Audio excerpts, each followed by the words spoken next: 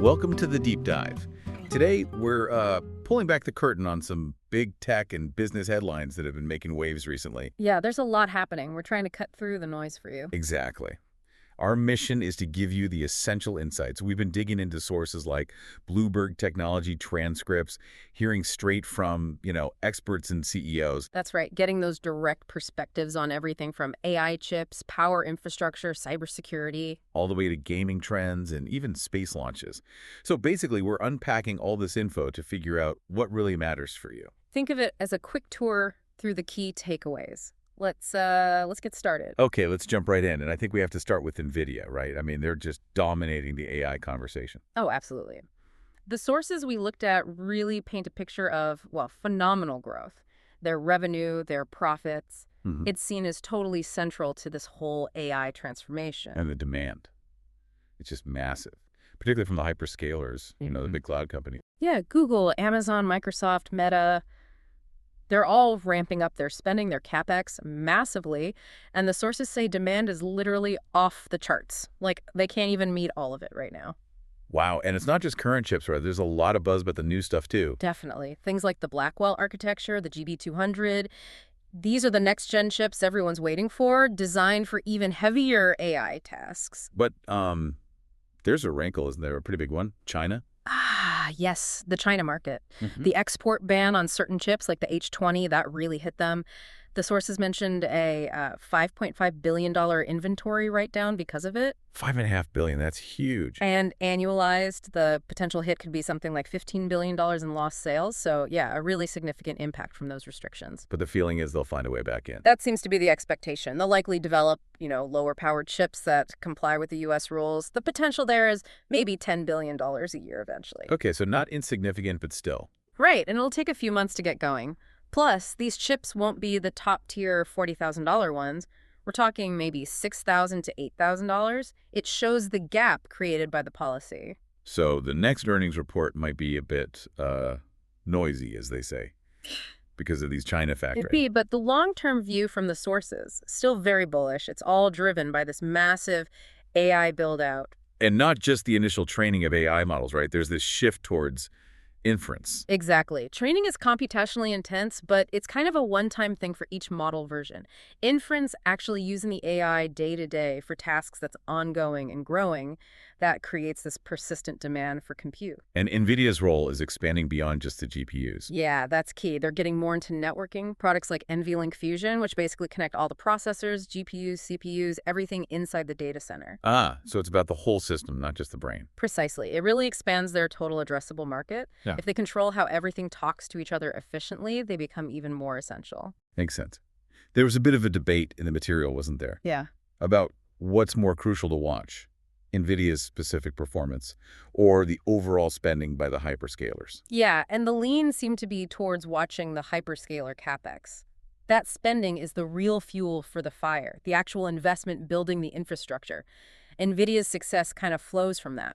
So tracking that big picture spending give you a better pulse on the whole ecosystem. That seems to be the thinking, yeah. Okay, so speaking of that infrastructure, the power required for these AI data centers is just staggering. That brings us to Navitas. Right, a company partnering with NVIDIA, focusing specifically on power chips.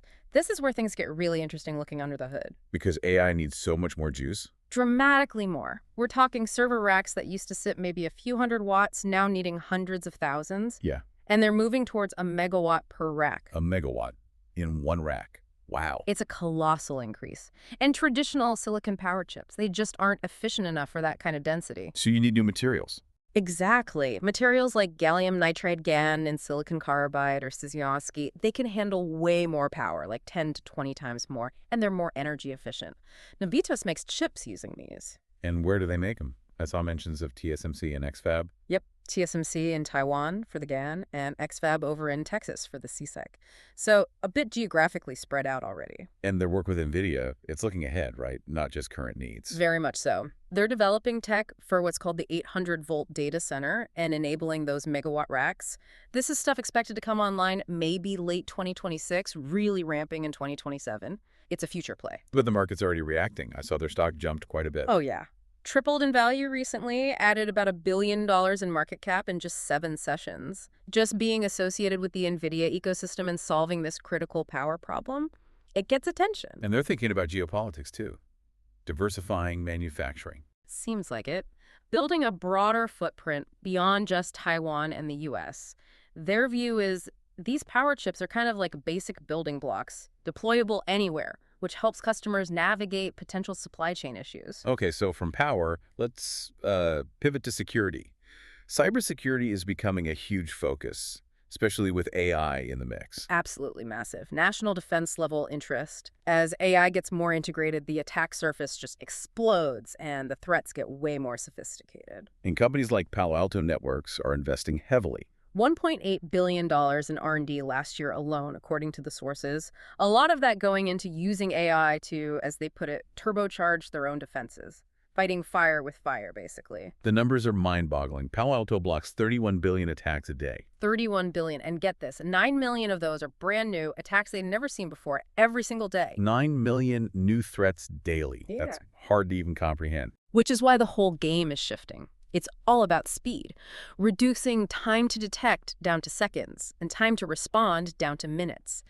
If you can do that, you fundamentally change the impact of an attack.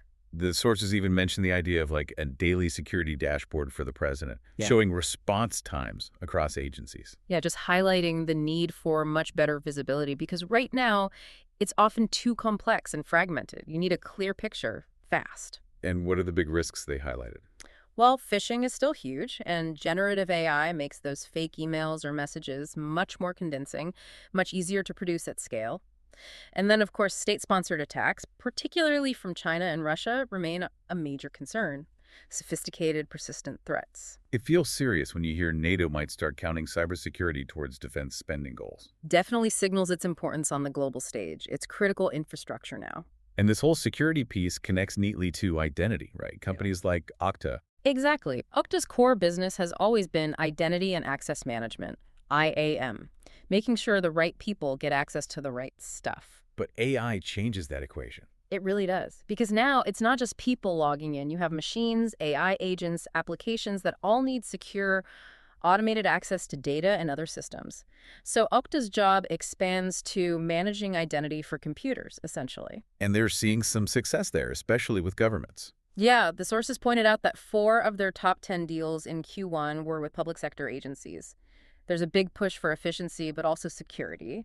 And the idea is that identity is foundational to security. You have to know who or what is accessing your systems. So despite maybe some economic headwinds making them a bit cautious short term. Right, they use the word prudent about the near-term outlook. But the longer-term opportunity in securing all these AI workloads, managing human and machine identities, they see that as huge. Very bullish on the medium to long term, yes. It's a fundamental shift they're positioned to address.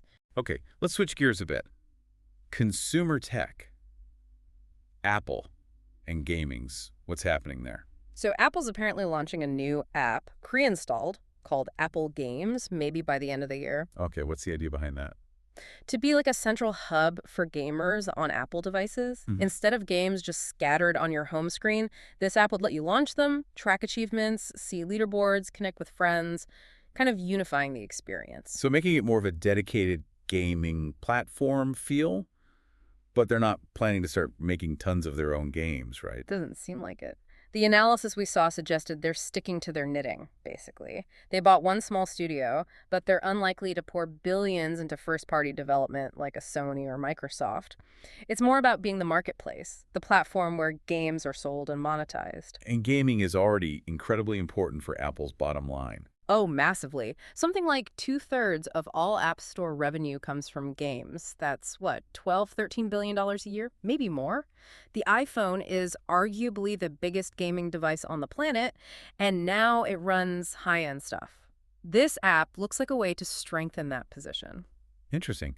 And sticking with consumer habits, YouTube viewing is changing too. Yeah, a key finding highlighted was that the TV screen is now the #1 place people watch YouTube, especially in the US. Ah.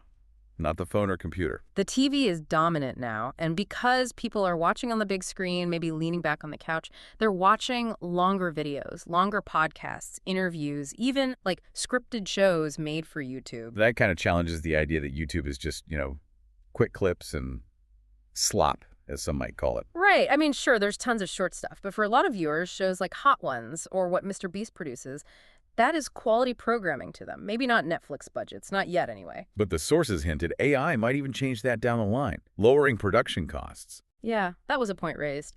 Could AI eventually blur the lines even more between traditional production quality and what YouTube creatives can achieve? Interesting thought. Okay, last stop on our tour. Space. SpaceX and the latest Starship test.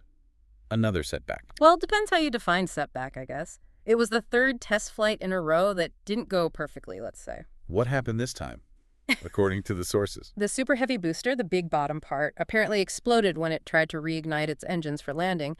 And the Starship upper stage, it didn't deploy its test payload, the door didn't open, it lost control during re-entry, and then it broke apart. Seems like maybe a fuel tank leak was involved. Yeah, sounds like things went wrong. But Musk's reaction? His take, and the company line, is basically lots of great data. It fits their whole philosophy. The fly, fail, fix approach. Exactly. They learn more from pushing the limits and seeing what breaks than from being overly cautious, is the idea. Rapid iteration. Even though this flight reused a booster for the first time, that booster was still lost in the end. And the plan is still to launch more frequently. Yep. Get FAA approval, fly more, learn faster, fix faster. It's a different way of doing things compared to traditional aerospace, prioritizing speed of learning through testing. Okay, so we've covered a lot of ground here in this deep dive. Yeah. From the core AI chips and the incredible power needed, to securing everything in this new digital age, the identity challenges. Shifts in how we game and watch video on major platforms like Apple and YouTube. And even pushing boundaries, failures and all, out in space with SpaceX. What really stands out looking across all this material is just the sheer speed and scale of change. It's happening everywhere all at once. Totally. AI isn't just one thing. It's like this wave washing over everything, creating new demands for power, new security risks, changing how we consume media. Absolutely. And these new technologies demand challenges are popping up so fast. It makes you wonder, how do companies even keep up? That's the big question, isn't it? Right. And what are the unexpected connections between these areas?